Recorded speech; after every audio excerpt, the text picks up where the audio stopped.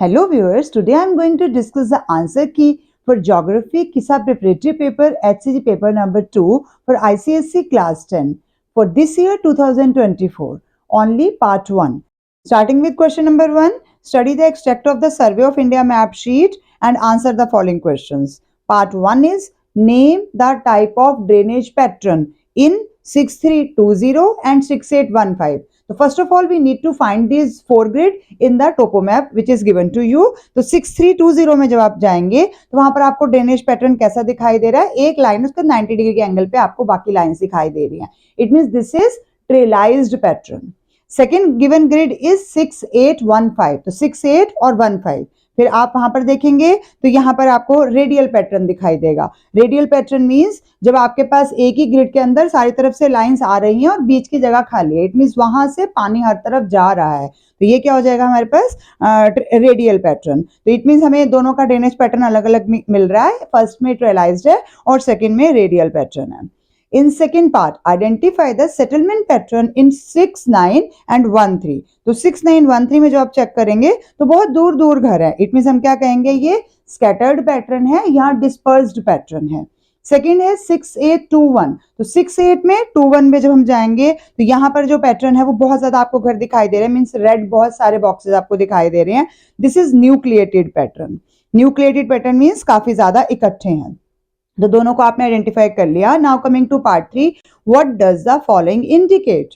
तो A part है red dotted line in 6619. जब आप 6619 ग्रिड में जा रहे हैं तो रेड डॉटेड लाइन यहाँ पर क्या दिखा रही है, रेड डॉटेड लाइन हमें फुटपाथ दिखा रही है. और कहाँ है, इन स्टीप एरियाज. तो स्टीप एरियाज में जब फुटपाथ होता है तो उसको रेड डॉटेड लाइन से हम शो करते हैं.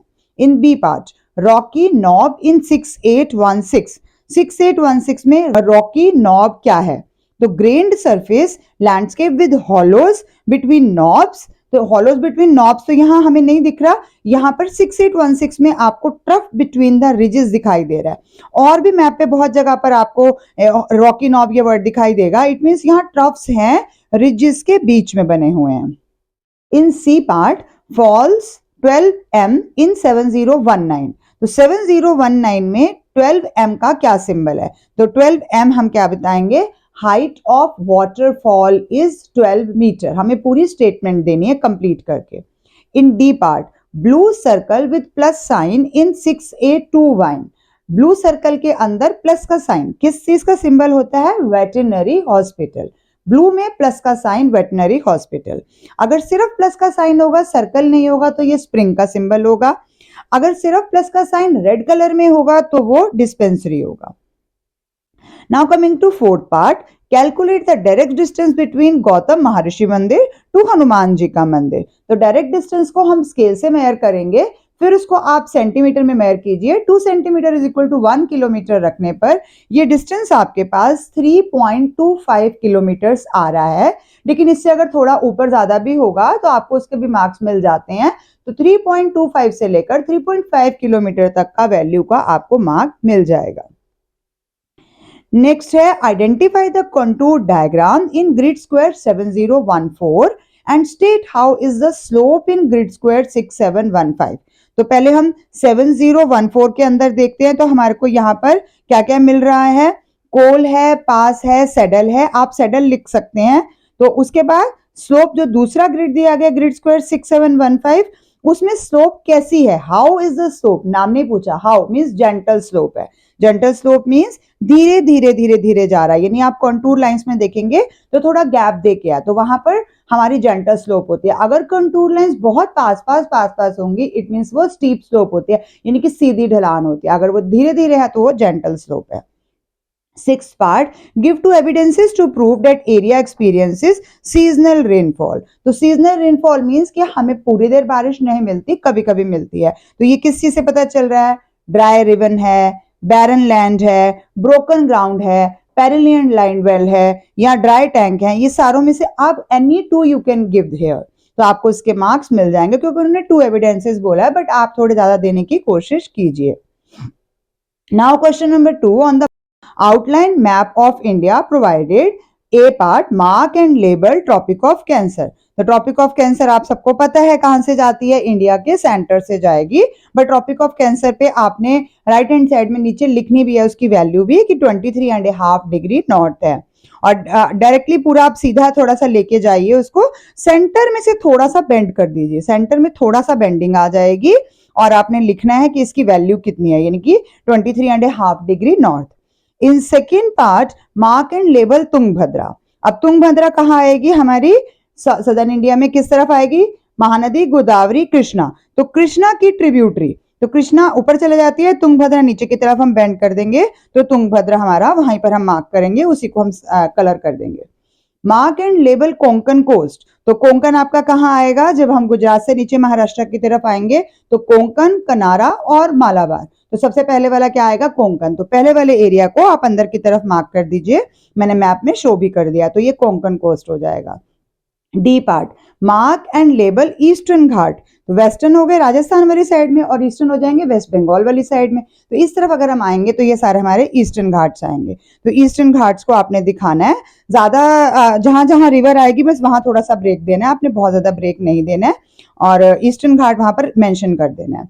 Mark with a dot and name the city which is situated in the Coromandel coast, तो कोरोमंडल कोस्ट कहां पर आता है हमारा, ईस्टर्न घाट्स की साइड में ही आता है, तो नीचे कोरोमंडल है, ऊपर नर्दर्न सिरकाट्स है, तो नीचे कोरोमंडल कोस्ट के वहां पर हमारी कौन सी सिटी है जो हम पढ़ते हैं, इट मीन्स ये चेन्नई है, तो हम चेन्नई को डॉट डाल के मार्क कर देंगे, और आपको पता ही है चेन्नई का डॉट हम कहाँ लगाते हैं, आप चेक भी कर सकते हैं। Mark and label the range that lies between Narmada and Tapi, दोनों के बीच में, नर्मदा और तापी हमारी दो ही नदियां हैं जो हमारी हम वेस्टर्न घाट वाली साइड में दिखाते हैं, जो कि हम कहेंगे कि वेस्ट फ्लोइंग है, तो इनमें से नर्मदा और तापी के बीच में कौन सी रेंज आती है, तो ऊपर हो जाती है विंध्या, हमें दिखानी है बीच की यानी सतपुरा रेंज, तो आप वहां पर लिख के सतपुरा लिखेंगे, दोनों के बीच में लाइन देके माउंटेन का सिंबल जैसे हम लाइन देते हैं और वहां पर सतपुरा मेंशन करेंगे।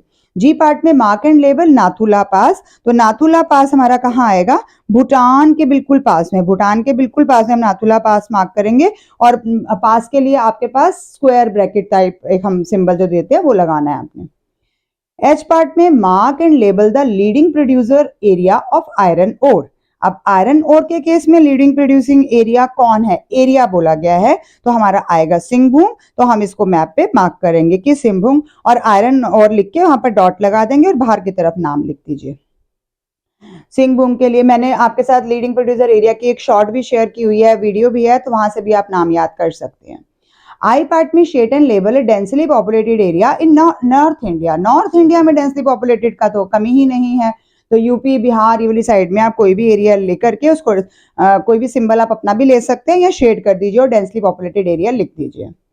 जे पार्ट में शेड एंड लेवल अंडमान सी, तो अंडमान सी हमारा अंडमान निकोबार आइलैंड के साइड में, वहीं पर आपने दिखाना और वहां पर थोड़ा सा लेबल करके अंडमान सी आप वहां पर मार्क कर देंगे। Now question number 3, choose the correct answers to the questions from the given options. First is, where does the Arabian Sea branch and Bay of Bengal branch meet?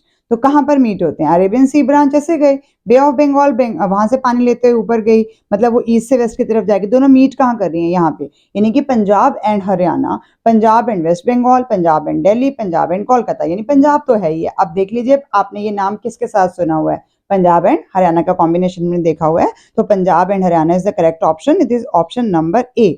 In second part, laterite soil is mainly found in the highland areas of A. Himalayas, B. Peninsular Plateaus, C. Aravalli Ranges and D. is Karakoram Ranges.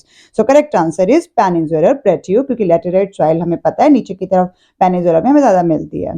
Third part, dash leaves are used for rearing shellac worms, तो कौन से leaves होते हैं, सल, बेर, पालस और नीम, तो पलास, PALAS, पलास के लीव्स हम यूज करते हैं, C option is correct. In fourth part, storing mechanism in Gangetic plains is called as kul, johads, baolis और bhandaras, and the correct option is Gangetic plain में हम इनको बॉलीज के नाम से, सी बॉलीज के नाम से, BAOLIS is the correct option, C, option number C in fourth part.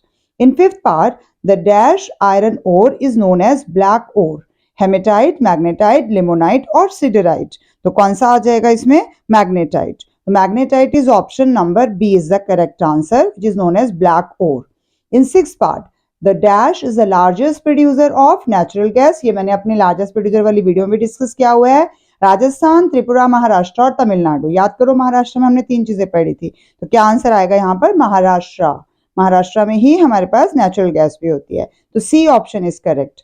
In 7, the environment friendly method of farming is A is extensive farming, B is intensive farming, C is plantation farming, and D is subsistence farming. According to me, its answer is subsistence farming. Although extensive farming also have any no negative effects on the environment, तो हम उसको भी consider कर सकते हैं। तो A as well as D is correct according to me. In 8th part, the Electronics Corporation of India Limited was set up in, कहाँ है? चेन्नई, बेंगलुरु, हैदराबाद और कोलकाता। कहां पर है इनमें से? ये हैदराबाद। तो करेक्ट ऑप्शन इज सी।